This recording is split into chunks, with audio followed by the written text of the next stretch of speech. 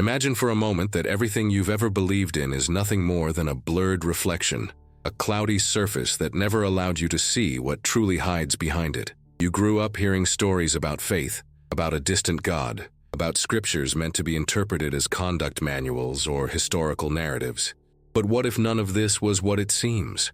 What if all your understanding was merely a shadow projected on a cave wall, while the true light remains hidden?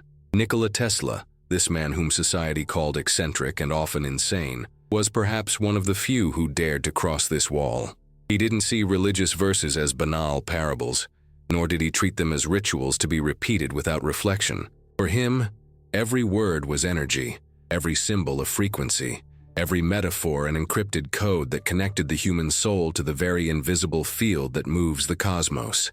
The impact of this insight is disconcerting.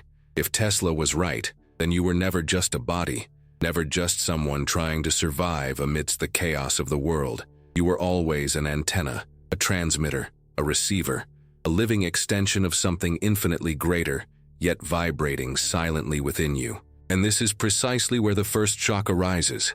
If this is true, why do we spend our lives believing that the divine is outside of us? Why were we taught to look to the empty sky for answers, when the answer has always pulsed in our hearts? Tesla knew this inversion was no accident. He sensed that humanity had been deliberately led to forget its own vibrational nature. Ask yourself, what happens to a people who discover they don't need intermediaries to access the source? What happens to the system when each human being realizes they carry within themselves the same field that keeps stars in orbit? These people become ungovernable. This society does not bow before kings, nor accept the chains of guilt as destiny. Therefore, throughout history, the message has been distorted. What was resonance became dogma. What was freedom became penance. What was vibration became fear. Tesla observed this paradox with sadness. He said the problem wasn't the lack of answers, but the excess of noise. We live in a world saturated with information, yet unable to hear our own souls. And herein lies a micro-conflict you might recognize. Why, in an age of technology, comfort, and scientific advancement, has anxiety become a constant companion? Why do so many people, even surrounded by comfort, feel empty and broken inside? Tesla would answer without hesitation, because their purity has been captured, their antenna tuned to low frequencies, and the result is the soul's illness. He saw the mind not as a creator, but as a receiver. His brain, he said, was merely a receiver of signals coming from an invisible ocean of knowledge. And here arises another disturbing question. How many ideas, how many flashes of inspiration have you missed because you were too distracted to listen?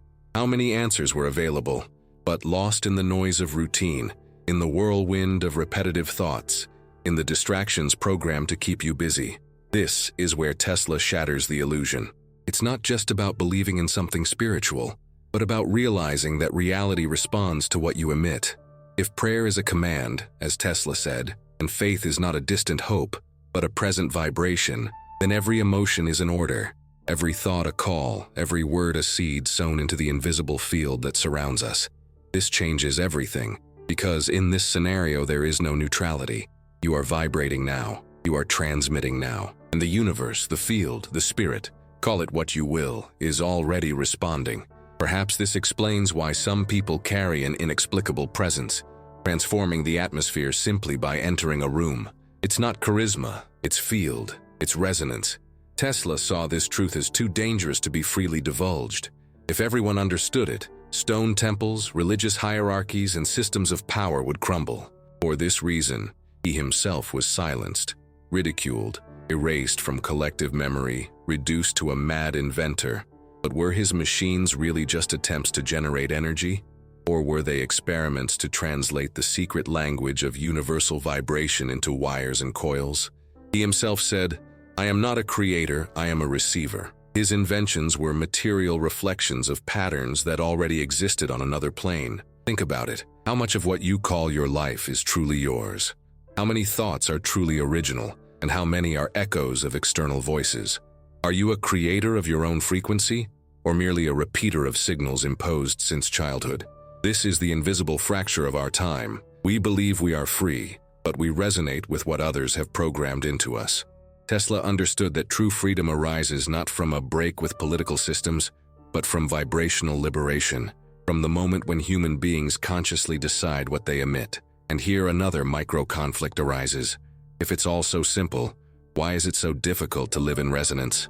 Perhaps because, from an early age, we've been taught to associate pleasure with guilt, the body with error, desire with shame.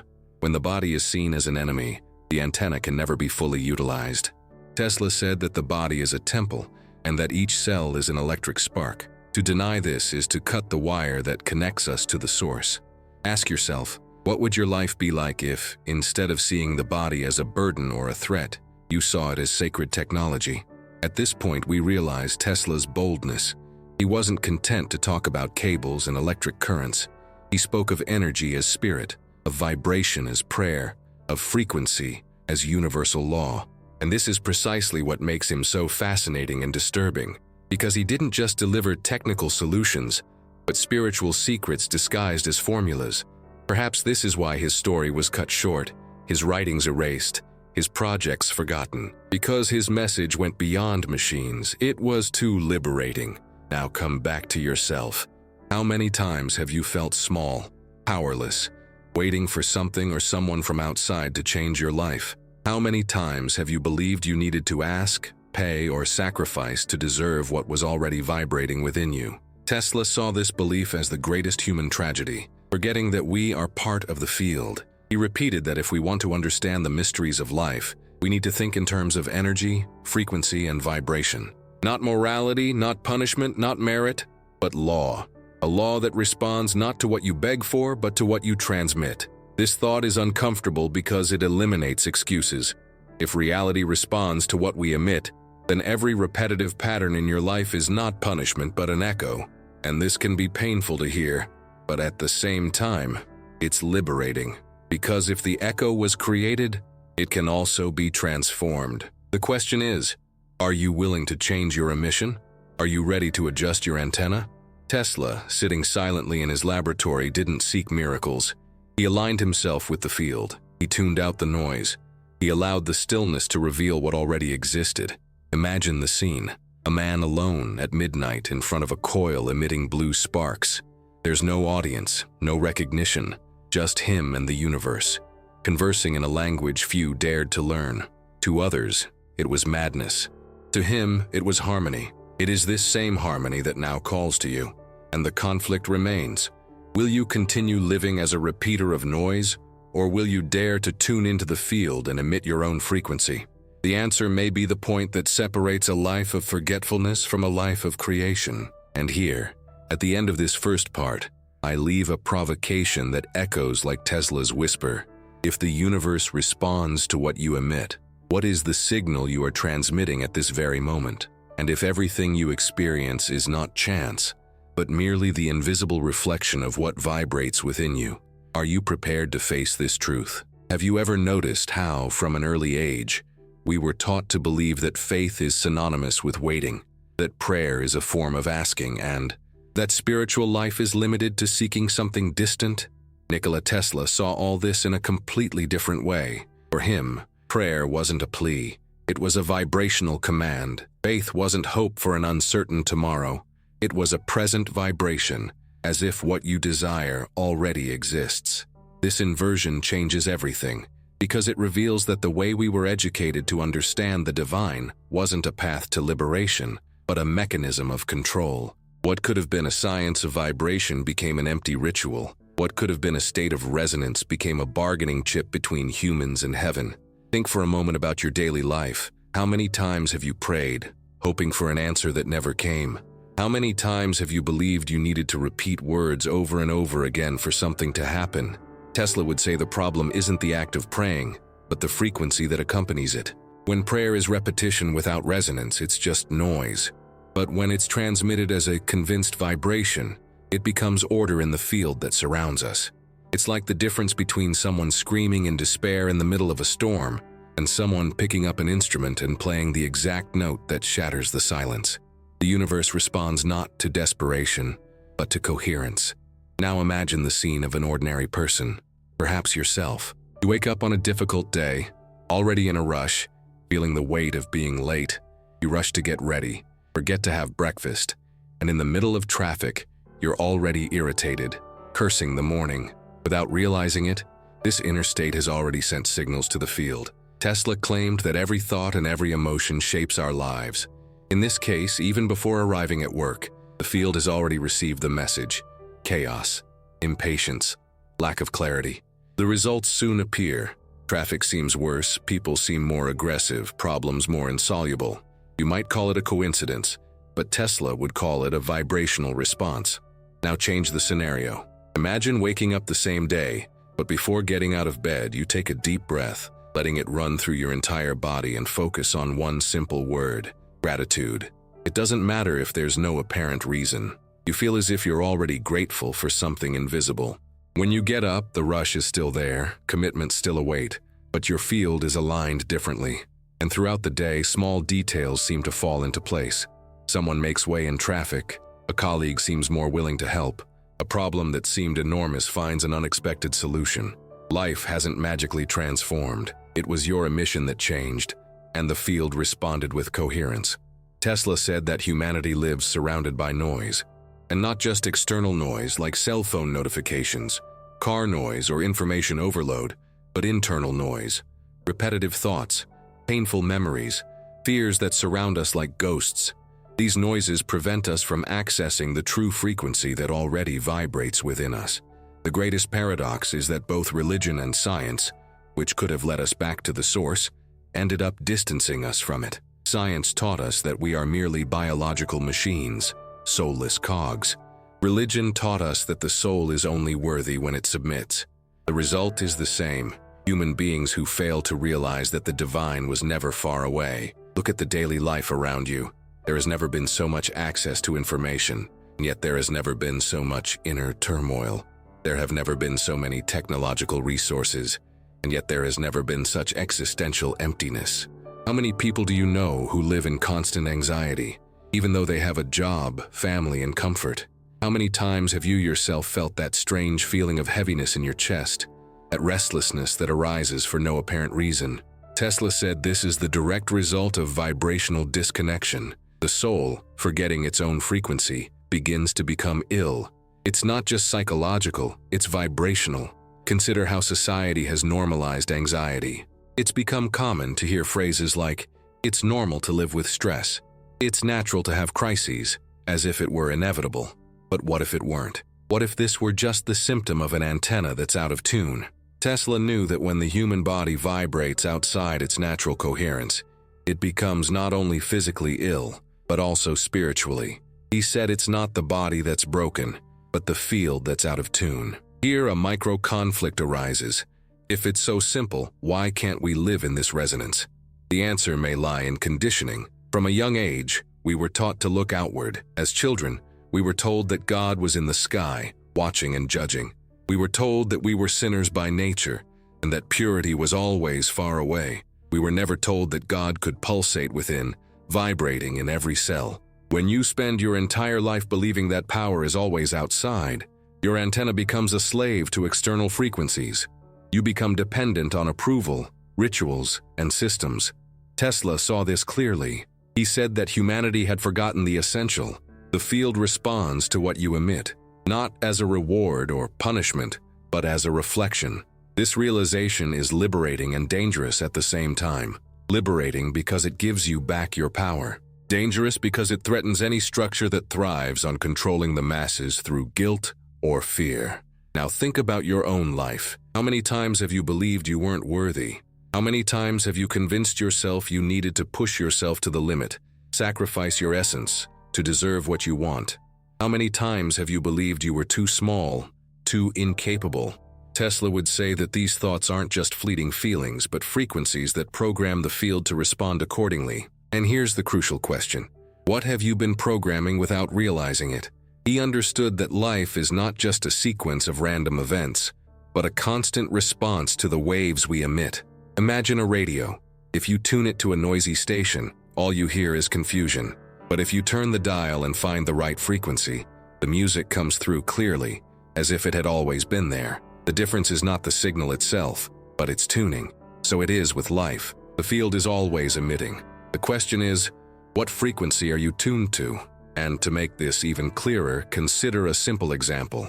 A person spends years in destructive relationships, always finding partners who treat them with contempt or abuse.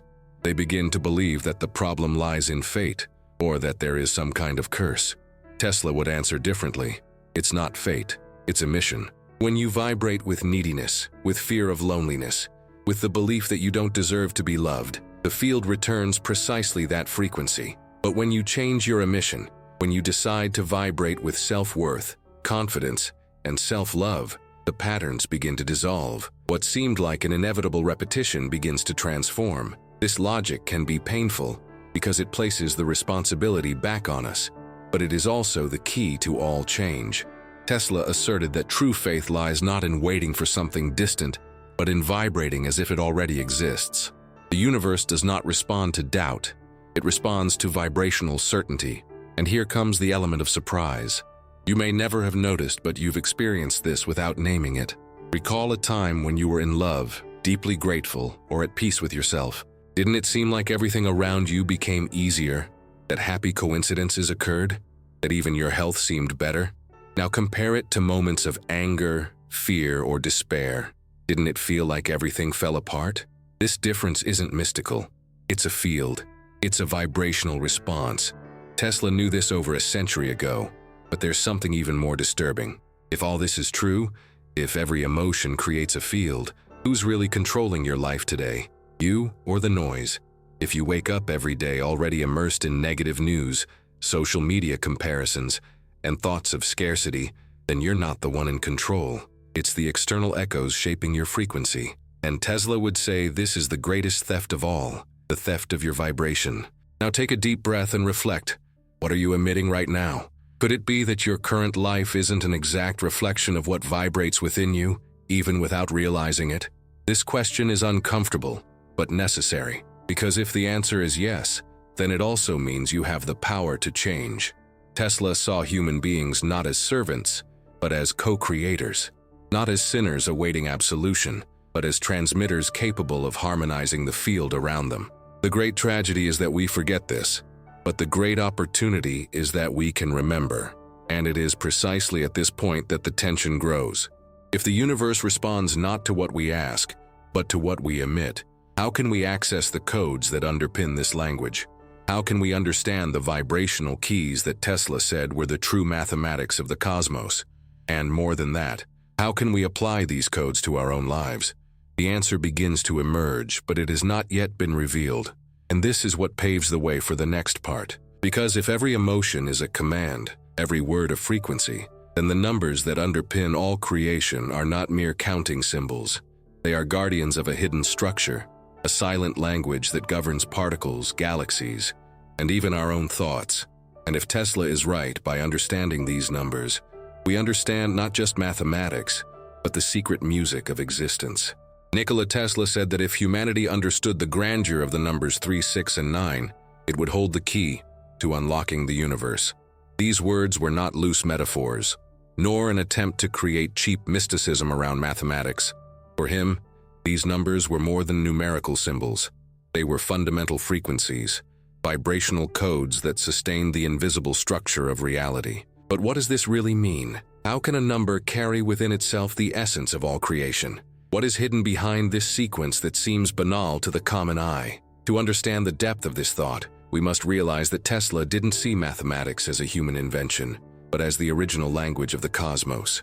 For him, mathematics was the language of the universal spirit itself, a code written in the stars, in the waves, in the human body, and in every atom. If we observe closely, we will see that the patterns governing the microcosm and macrocosm are not random. They are geometric repetitions, rhythms, and proportions that manifest themselves at all scales of existence. This is where the first pattern break appears. Have you ever noticed that, even without understanding formulas, your body recognizes harmony when you see a golden spiral or hear balanced music? It's not the logical mind that understands, but the soul that vibrates. Now imagine that numbers aren't just counting tools, but pulses of energy. 3 would represent the base, the triad that sustains balance, the manifestation of the universal law that organizes everything into cycles of beginning, middle, and end. 6 would be the manifest form, the geometry that gives structure to the invisible, the design that translates vibration into matter. And 9, the great return, the number of synthesis, of transcendence, of the cycle that completes itself and returns to its origin. Doesn't it seem like a coincidence that so many myths, religions, and ancient traditions are replete with triads, hexagrams, and 9-step cycles? Why would cultures that had never met repeat the same pattern? This question leads us to an intriguing suspicion. Could the knowledge of these numbers have been deliberately hidden, like so many other spiritual truths? If humanity truly knew that numbers are more than symbols, that they are living frequencies, what impact would this have on the way we view life? Could religions, institutions, and even political systems survive the collective awakening of a people who understand they don't need intermediaries to access the code of creation? Look around and notice how the number 3 manifests itself in everything: past, present, and future, body, mind, and spirit, birth, life, and death. The triad is the basis for the perception of time, identity, and the very cycle of existence. The number 6 appears as a structure: 6 sides of the cube, 6 directions of space, up, down, north, south, east, west, 6 days of creation before rest. 9, on the other hand, is the number that transcends, that closes and reopens the cycle. 9 months of gestation, 9 circles of the soul in various traditions, 9 steps that separate the human from the divine. And here the reflection becomes inevitable. If everything around us follows this sacred mathematics, do we really believe it's a coincidence? Tesla didn't believe in coincidences. For him, the universe was a precise symphony, and these numbers were like fundamental notes that held the entire melody in harmony. Think of music. A chord doesn't exist without proportion, without a relationship between frequencies. The beauty of a song lies not in the individual notes, but in the way they vibrate together. The universe, Tesla said, is exactly like that, an invisible melody sustained by specific frequencies. The 3, 6, and 9 were, for him, the invisible notes that kept creation moving. Now ask yourself, if every thought is a vibration, if every emotion emits a frequency, what number are you reflecting in your life? Are you trapped in the repetitive cycle of 1, 2, 4, 8, 16, as Tesla pointed out, where everything seems to multiply mechanically, unconsciously? Or can you already perceive the hidden patterns that escape this cycle and point to something greater? This is the difference between living as a repeater of noise or as a conscious participant in universal harmony. An example might make this clearer.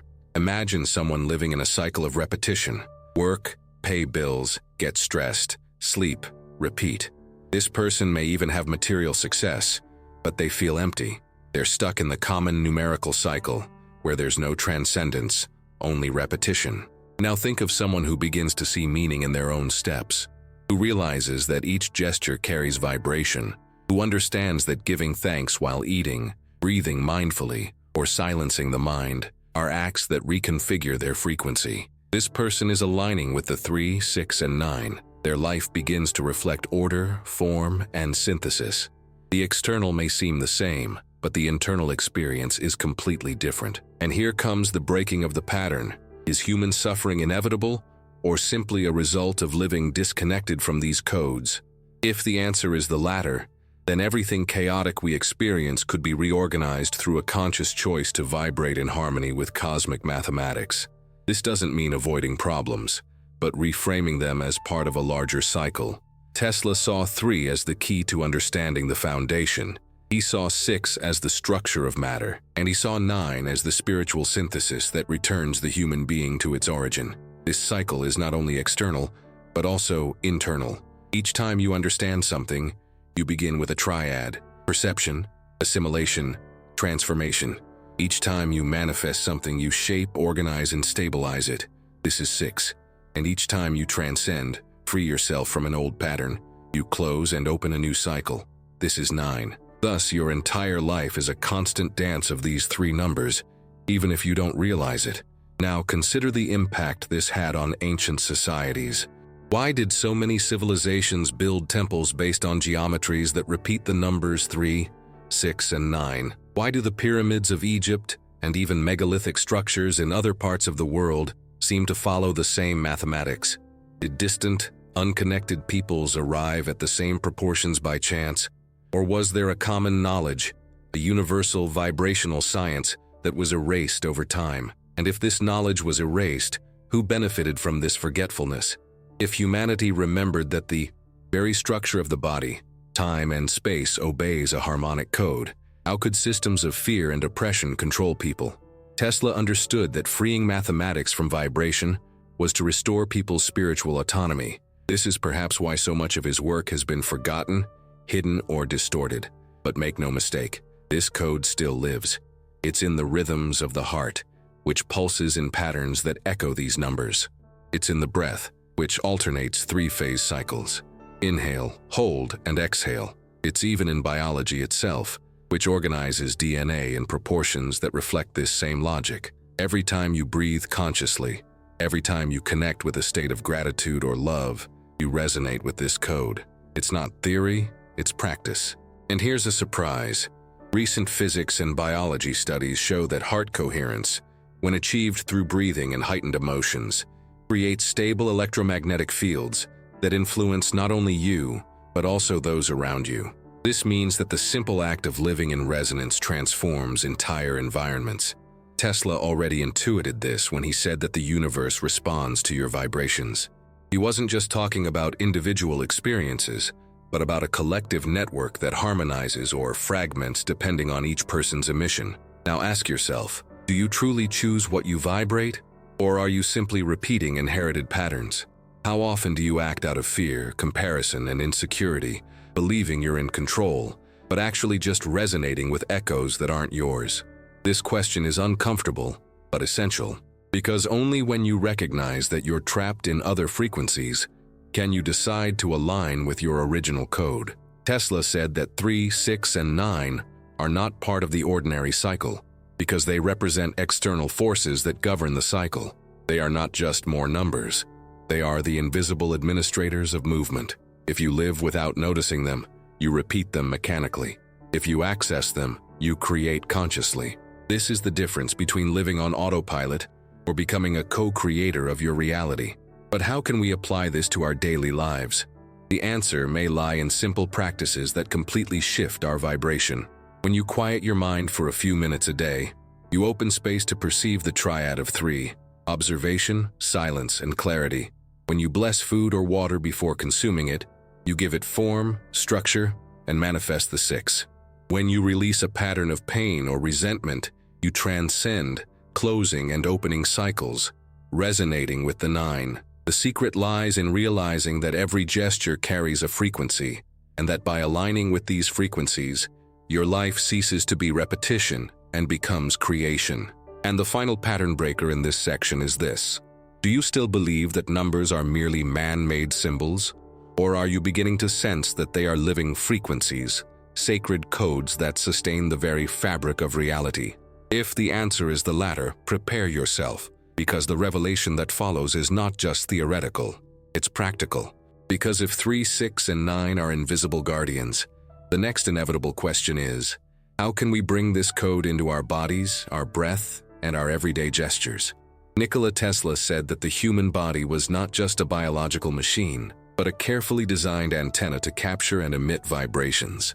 This view may seem strange in a world that insists on seeing the body as isolated matter, subject to chance, aging, and inevitable disease. But what if everything we've learned about the body were incomplete? What if every gesture, every breath, every emotion were a frequency adjustment that changes not only what we feel, but also what we attract? This idea is not mere philosophy. Today, research shows that the human heart generates an electromagnetic field up to 100 times stronger than the brain, and that this field changes according to our emotions. When we feel fear, anxiety, or anger, the field becomes incoherent. When we feel love, gratitude, or compassion, the field organizes itself, becoming harmonious. Tesla intuited this before science could measure it. For him, the key was understanding that the body is not a burden, but a sacred instrument of attunement. Now imagine the impact of this revelation. Think about your daily routine. How often do you breathe quickly and shallowly without realizing it? How often do you eat in a rush without even noticing the flavor? How often do you spend hours in front of a screen without connecting with your own body? In each of these moments, your antenna is misaligned. You're not emitting consciously, you're just transmitting noise.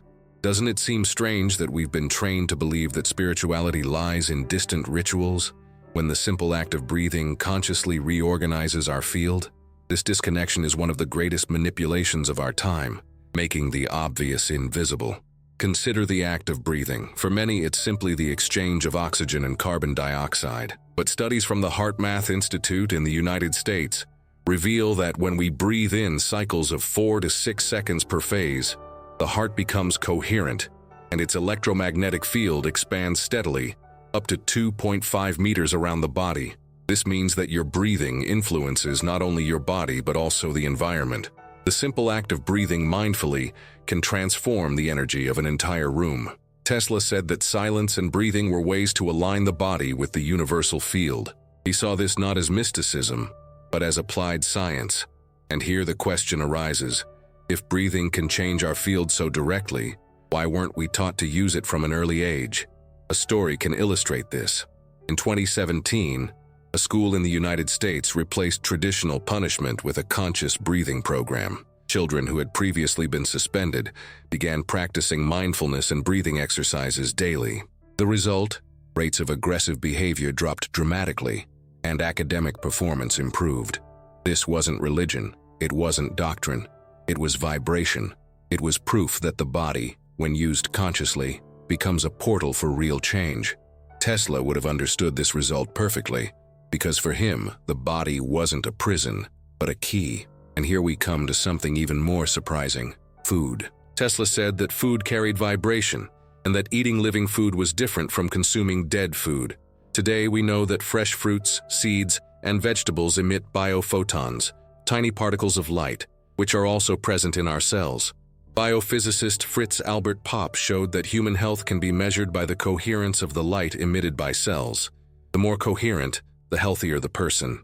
This means that when you eat consciously, you not only nourish your body, but also reorganize its light field. Now think about how many times you've eaten unconsciously, just to fill your stomach. What does this transmit to the field? Aren't we constantly weakening our antenna by neglecting the obvious? What if water also obeys the same logic? Experiments conducted by Masaru Emoto showed that water molecules change their crystalline structure according to words, sounds, and intentions. Water exposed to words of love formed beautiful, harmonious crystals, while water exposed to hatred and insults fragmented into chaotic patterns. The human body is composed of over 70% water. Imagine then the impact of the words you hear and repeat daily on the very structure of your body. Tesla said that sound was one of the most powerful forces in the universe, and that each word is a vibration shaping reality. If this is true, aren't we all programming our biology with every sentence we utter or hear? Now look at how society treats the body. From an early age, we learn that it is flawed, full of dangerous desires, a source of sin. This view not only generates guilt, but also severs the natural connection we should have with our own energy. Tesla saw this as a tragic mistake. He said that by weakening the body, we weaken the signal. Think about it. A poorly calibrated antenna doesn't transmit clearly and suffers interference. Likewise, an intoxicated, overworked, or neglected body becomes vulnerable. It's no coincidence that we live surrounded by ultra-processed foods, noise pollution, polluted air, and excessive stimuli. The more internal and external noise, the weaker the signal we emit. Who benefits from this? This question opens space for reflection, but not all is lost.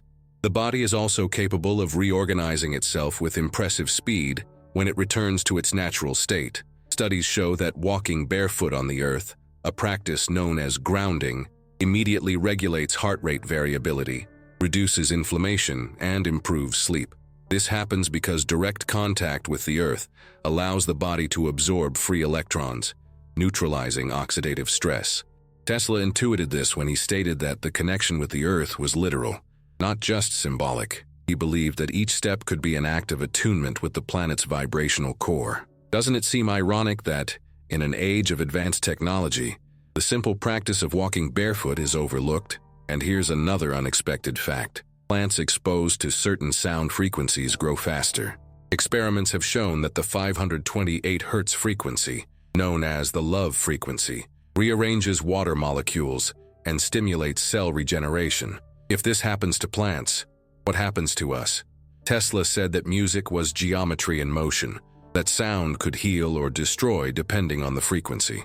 How many songs we listen to today, full of negative lyrics and artificial frequencies, are shaping our physical health without us even realizing it? An everyday example might help. Imagine two people entering a room. The first arrives calm, peaceful, and smiling. The second enters agitated, nervous, and carrying tension. Have you ever noticed how the atmosphere immediately changes? This isn't just an impression, it's a field. Each person's body is emitting signals that reorganize the environment. Tesla knew that the human field was so powerful that it could harmonize or destabilize not just individuals, but entire groups. This means that each of us is responsible not only for our own energy, but for the collective energy. Now ask yourself, how many times have you contributed to the collective noise without realizing it? How many times have your anger or fear fueled the very atmosphere you claim to want to change? This is an uncomfortable but essential reflection, because if the body is an antenna, every gesture counts. And here's the surprise. You don't need to wait for major external transformations. Small daily adjustments can change everything. Breathing consciously, blessing your food, walking in contact with the earth, choosing uplifting words. All of these calibrate your antenna. Tesla believed this was true spirituality, living every action as a vibrational ritual. It wasn't about distant temples or complex rites, but about realizing that every breath, every silence, every glance is already a communication with the field. This realization completely changes the way you exist. Because when you understand that you are always emitting, there is no room for neutrality. You either vibrate consciously, or you vibrate the noise that surrounds you. And perhaps that's why Tesla so sought silence. He knew that only in stillness could the antenna recalibrate. Today, studies show that a few minutes of deep silence a day reduce cortisol, the stress hormone, and increase connectivity between different areas of the brain. Silence isn't absence, it's presence. It's the space where the field speaks. Have you ever tried to spend a few minutes in total silence? Isn't it curious how the mind becomes even more agitated at first, as if afraid of the void? This fear isn't real. It's just the noise being exposed. If you break through this barrier, you discover something Tesla called the music of the universe. Now reflect. If the body is a temple, how have you cared for your altar? Have you treated your breathing, your food, your words, and your gestures as sacred vibrations or merely as automatic acts? This question isn't theoretical. It defines the field you emit every day. And this field, as Tesla said, isn't just yours. It influences the entire network of humanity. This is where the tension arises, preparing the next step. If the body is an antenna, if every gesture is already a prayer, then everything we do is already a ritual. The question is not whether or not we are practicing spirituality, but which spirituality we are practicing, that of noise or that of harmony. If every breath is a command, if every word is a frequency, how can we consciously use this to transform not only our lives but also the world around us? This is an uncomfortable question, but it paves the way for the next revelation: how vibrational codes can be applied in simple rituals that raise our frequency and connect us directly to the universal field. Nikola Tesla said that every human gesture is a form of vibration, and that living is not just existing in time, but interacting with the invisible field that shapes reality. By this point, you may have realized that nothing in your life is neutral. Every breath, every word, every silence is an order issued to the universe. What remains to be understood is how to transform this knowledge into daily practice, so that life ceases to be repetition and becomes conscious creation. And it is precisely here that everything takes on a new dimension. It is no longer about reflecting on concepts, but about applying them to the body, mind, and everyday circumstances. Tesla understood that spirituality was not found in distant temples, but in the way we drink a glass of water, how we walk, how we breathe, how we think. Imagine starting the day not as if awakening from a mechanical sleep, but as if tuning an instrument before a concert. The body is that instrument. The first vibration is awakening. If you open your eyes already filled with anxiety, the frequency emitted will be one of disorder. If, before rising, you take a deep breath, feel your body, and emit a clear intention, the frequency reorganizes. It seems too simple, but research has shown that the way we think in the first minutes of the day defines the hormonal regulation that accompanies our next hours. Tesla would see this as proof that the body responds instantly to the initial vibration, like a string that resonates with the first pluck. Ask yourself, how many of your days begin in harmony, and how many are born in chaos? Now apply this to food. When you consume food, you're not just ingesting calories, but also receiving vibrational information. What does it mean to swallow something hurriedly, mindlessly, while thinking about problems? It means telling your body, this food is noise. What happens if instead you stop for a few seconds, breathe, give thanks, and ask for this energy to align you? It means transforming the act of eating into a ritual of attunement. This isn't superstition. Studies show that digestion changes according to emotional state. People who eat in peace assimilate nutrients more efficiently than those who eat anxiously. The field vibrates according to the state, and the body responds. Tesla, who lived much of his life on minimalist diets and long periods of fasting, didn't do this on a whim. He did it because he understood that a saturated body is an antenna full of noise. Now consider movement. How often do you walk mechanically, without noticing your steps? Tesla walked long distances, often repeating almost ritualistic cycles of steps. For many, it was mania. For him, it was vibrational science. The rhythm of his steps created coherence between mind and body, as if each beat were an invisible drum resonating with the earth. Today, experiments confirm that rhythmic walking synchronizes the cerebral hemispheres and reduces stress. It's not just physical exercise, it's field reconfiguration. So the question is walking, dancing, or moving not just a mechanical activity, but an act of attuning to life? Another essential point is the word. Tesla said that sound is a creative force, that each word emits invisible forms in space. This means that complaining, cursing, or speaking without awareness is to create noise in one's own field. It means that praising, thanking, or clearly affirming is to structure harmonic frequencies. An example can be seen in experiments with fine sand on metal plates. When exposed to sound frequencies, the sand organizes itself into perfect geometric patterns. When exposed to chaotic sounds, the patterns become disorganized.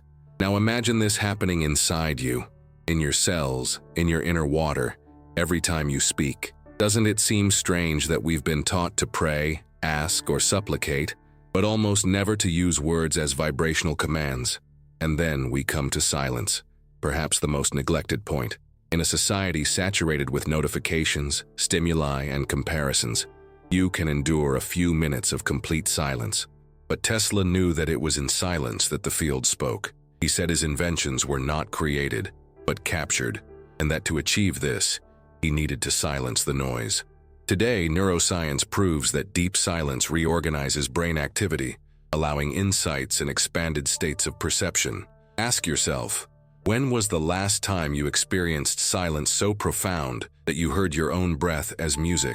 But vibrational practice isn't limited to isolated moments. It permeates everyday life. Think about your home. Walls absorb memories, objects carry frequencies, the environment responds to what you emit. A disorganized space often reflects a fragmented internal field. It's no coincidence that when we tidy up a space, our minds feel lighter. This isn't just psychological. Studies show that harmonized environments directly impact the nervous system, reducing stress levels. Tesla would say that we are constantly shaping our space as an extension of our field, and that the environment gives back what it receives. Now imagine an even broader scenario, the collective. When an individual changes their vibration, it immediately influences those around them. The HeartMath Institute has recorded that heart fields can synchronize among people nearby, adjusting heartbeats and emotions. This means that a single person in a state of coherence can alter the energy of a group. If this is already proven on a small scale, imagine the impact of thousands of people vibrating in harmony at the same time. Tesla believed this would be the future of humanity, a network of human antennas emitting frequencies capable of transforming the planet. But here lies the inevitable conflict. If all this is so powerful, why don't we practice it daily? The answer is simple and disturbing, because we've been conditioned to do otherwise. We've been taught to believe we need intermediaries, complicated rituals, or external structures to access the divine. We've been accustomed to treating the body as an obstacle and everyday life as profane. This conditioning keeps us from the obvious. We're already vibrating, we're already in prayer, we're already creating at every moment. The question is whether we're doing this consciously or not. And then the destabilizing question arises. How many times a day do you vibrate with fear, scarcity, anger, or guilt? How many times do you send unconscious commands to the field, creating the reality you later call misfortune or destiny? This is the shock. There is no misfortune, only a mission. There is no punishment, only echo. Tesla saw this not as morality but as law. And if it is law, it applies to everyone without exception. The good news is that the field responds immediately. If you change the frequency, the echo changes. If you emit gratitude, you receive more harmony. If you emit clarity, you receive clearer paths. This doesn't mean that life becomes perfect, but that you begin to live as a co-creator, not a victim. The body, the breath, food, speech, silence, all these elements are tools for adjustment, and the most impressive thing is that they are already available. They don't need to be purchased or delegated. You just need to use them consciously. A true story may illustrate. A man diagnosed with serious heart disease began practicing conscious breathing and daily gratitude meditation. After months, his tests showed significant improvement, surprising his doctors. This wasn't a miracle. It was coherence. It was the antenna recalibrating. The body responded to the vibration.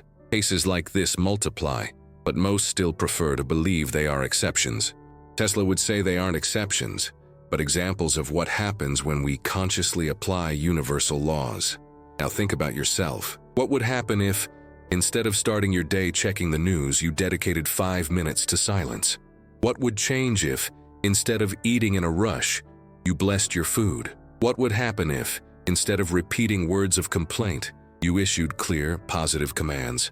These practices seem small, but their daily repetition creates profound transformation. They are adjustments that change the field and, consequently, reality. Tesla said that humanity was destined to understand that there is no separation between spirituality and science. For him, energy, frequency, and vibration were not only technical concepts, but also spiritual. The field doesn't distinguish between laboratory and temple. It only responds to what we emit. This is the revelation that the practical part brings. You are already a priest of your inner temple. The body is an altar. Breathing is prayer. Silence is an offering. And then arises the suspense that prepares the next stage. If we can already reorganize our daily lives with simple practices, what would happen if we explored the full potential of this attunement? What would happen if we learned to use our body and mind, not only to harmonize everyday life, but to access expanded states capable of transforming matter, curing diseases, and even altering the way we perceive time and space? This is the provocation that paves the way for the next level of the journey. Imagine for a moment that you've reached the end of a path not just to hear ideas, but to feel something greater, something that vibrates silently with every breath. Throughout this journey, we've talked about how Nikola Tesla saw life not as mere chance, but as a vast energy field, where each human being is an antenna, transmitter, and receiver. We've talked about prayer as command, faith as vibration, the body as a temple, and silence as a portal. But none of this will make sense if it remains merely knowledge. It is here, at the final point, that theory must transform into practice, because the true revolution doesn't happen in discourse, but in daily experience. Tesla said that knowledge without application is just noise. How many times have you been inspired by an idea, only to forget it the next day? How many times have you vowed to change your routine, only to find yourself repeating the same patterns? This is the human struggle. We know more than we put into practice. We know what we should do, but we choose the comfort of repetition. Therefore, the final part of this journey is not just a conclusion, but an invitation to a strategic plan for transformation. First step, conscious breathing. Every morning before you even get up, close your eyes and breathe in 4-count cycles.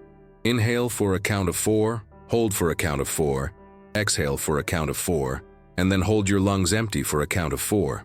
Repeat for a few minutes.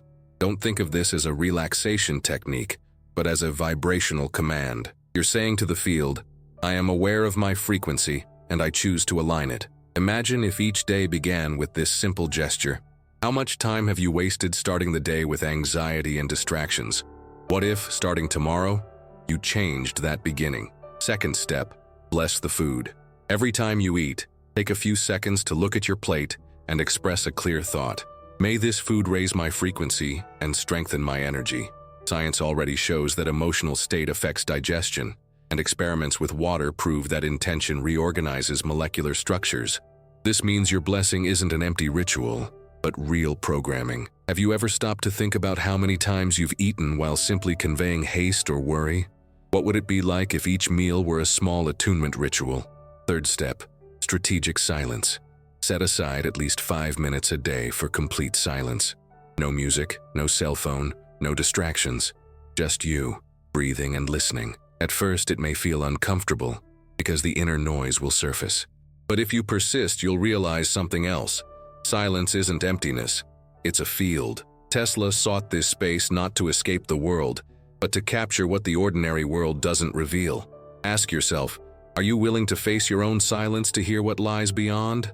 Fourth step, conscious movement. Walking, dancing, stretching, any form of movement can be more than just physical exercise. If done with intention, movement reorganizes your field. Try walking in rhythm, mentally repeating words like harmony, strength, clarity. Tesla repeated steps almost ritualistically because he understood that rhythm generates coherence. How often do you move merely mechanically? What if each step became a drumbeat resonating with life? Fifth step, be mindful of your words. Remember that every sentence is a vibration. If you speak in terms of fear, scarcity, and complaint, you are reinforcing exactly what you want to avoid. If you use words of trust, gratitude, and creation, you are issuing commands to the field. This isn't superstition, it's sound physics. The question is, how many times a day do you find yourself repeating words that lower your frequency? Are you willing to transform your voice into a creative instrument, not an echo of fear? Sixth step, intentional visualization.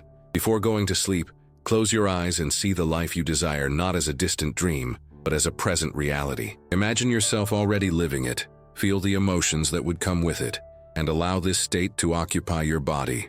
Tesla did this with his inventions, visualizing every detail before building them. He didn't dream, he vibrated with the result. What's the difference between dreaming without belief and vibrating with certainty?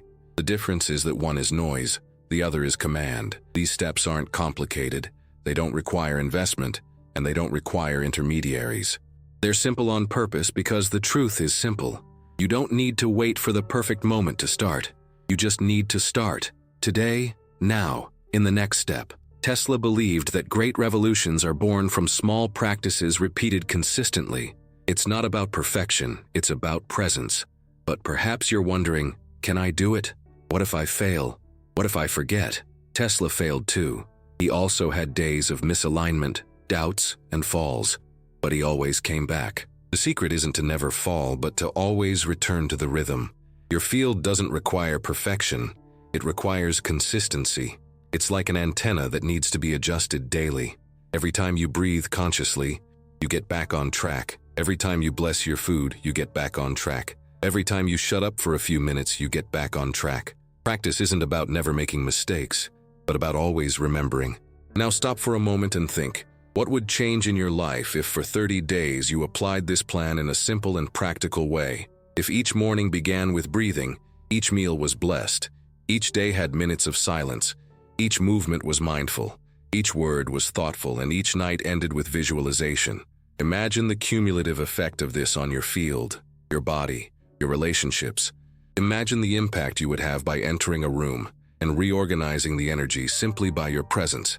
And here's the deeper point. When you change your vibration, you don't just change your life, you change the network. Every time one person vibrates in harmony, all of humanity rises. That's why this path isn't just individual, it's collective. Tesla said that humanity would one day understand that it is a living, connected network, and that each human antenna contributes to the whole. Do you realize the responsibility you carry? Do you realize the power that is already in your hands, in your breath, in your choices? Don't wait for governments, religions, or systems to grant you this freedom. It's already within you. The field already responds. The only question remaining is, are you ready to embrace your frequency? Are you ready to stop repeating the noise and become a creator of your own resonance? This decision cannot be postponed. Life is happening now, and the field is responding at this very moment. Tesla died alone in a hotel room, but not in silence. His echoes live on, waiting for those who dare to listen. Today, you are one of them. You've listened, reflected, and now you have a plan in hand. The next step doesn't depend on further explanations, but on practice.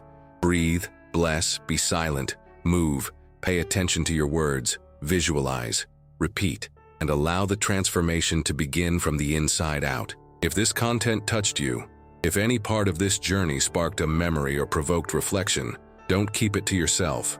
Share it. Set your vibration in motion. Like this video, subscribe to the channel, and leave your experience or questions in the comments, even if anonymously. Every interaction is a wave, every word is a frequency, every gesture is part of a collective field that is strengthened by your presence.